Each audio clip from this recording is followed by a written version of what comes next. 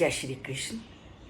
श्री कृष्ण ने पिछले श्लोक में शरीर में निवास करने वाली आत्मा का वर्णन किया कि आत्मा शरीर में जैसे ही आती है तो शरीर के गुणों का प्रभाव उस पर पड़ता है।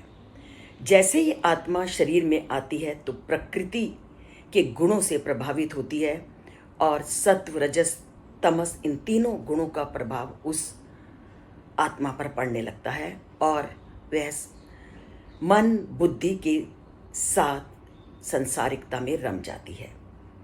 और ये अब व्यक्ति पर निर्भर करता है कि उसने जब वह संसार में आया है तो उसने अपने पर नियंत्रण कैसे करना है, इन तीनों गुणों के साथ अपना संपर्क कैसे रखना है, ये व्यक्ति के ऊपर निर्भर है।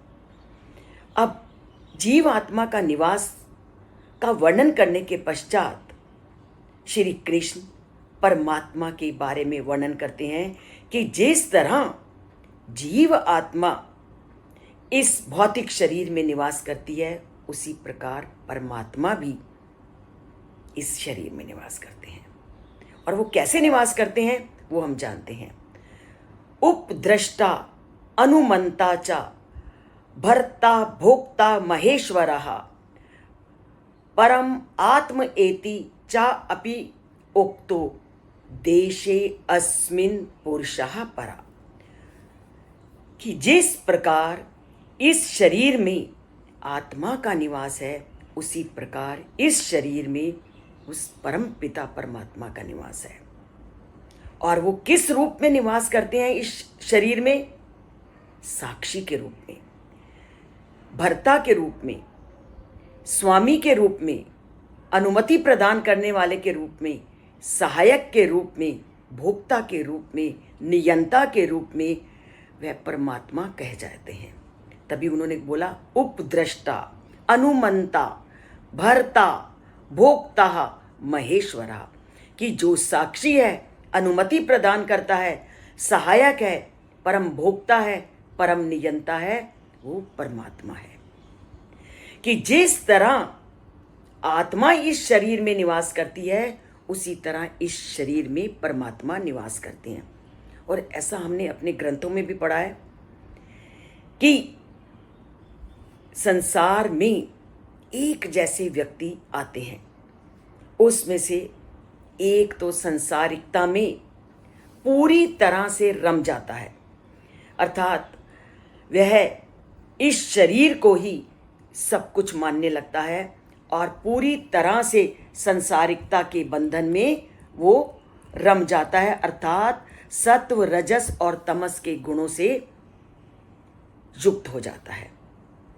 और जैसा कि हमारे मुंडकोपनिषद में कहा भी गया है, द्वौ सुपर्णा सयुजा सखाया समानम वृक्षम परिष्वज्जाते तयोर अन्या पिप्लम स्वादवत्ती अन्यो अनशन अभिचकीषति।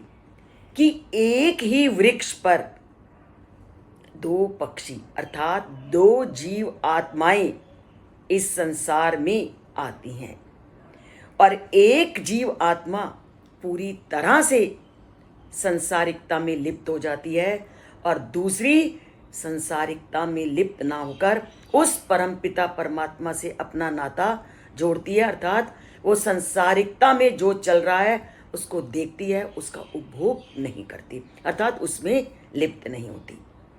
और जो संसारिकता में लिप्त हो जाता है वह पुनः पुनः इस संसार में आता है और जाता है, और जो उस परम पिता परमात्मा से अपना नाता जोड़ लेता है वो एक न एक दिन मुक्त अवस्था को अवश्य प्राप्त करता है।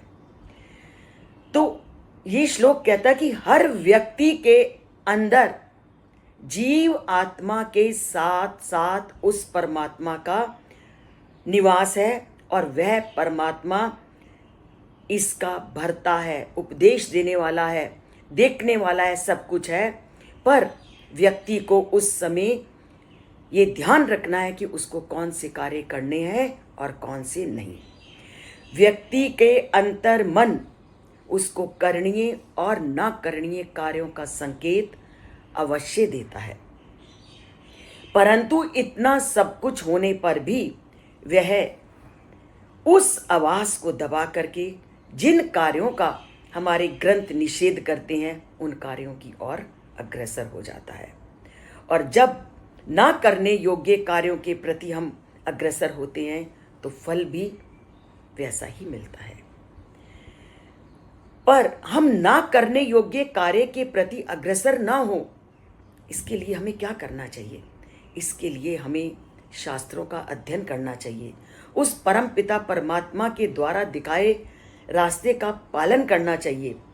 और ये तभी होगा जब हम उनके द्वारा कही गई बातों को सुनेंगे, पढ़ेंगे और उसको जीवन में धारण करेंगे।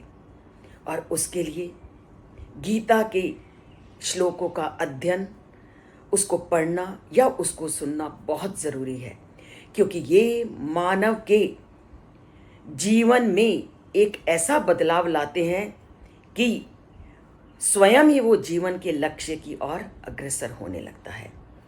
और ऐसा आप एक बार गीता के अध्याय से जुड़ करके देखिए, आप अपने अंदर आ रहे इन नकारात्मक विचारों से स्वयं ही दूर हटते जाएंगे।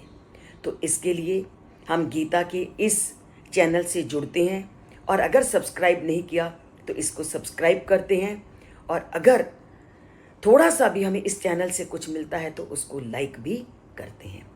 तो लाइक करते हैं, चैनल से जुड़ते हैं और जय श्री कृष्ण बोलकर या लिख करके उस परम शक्ति के प्रति अपनी भावनाओं को प्रकट करते हैं। जय श्री कृष्ण।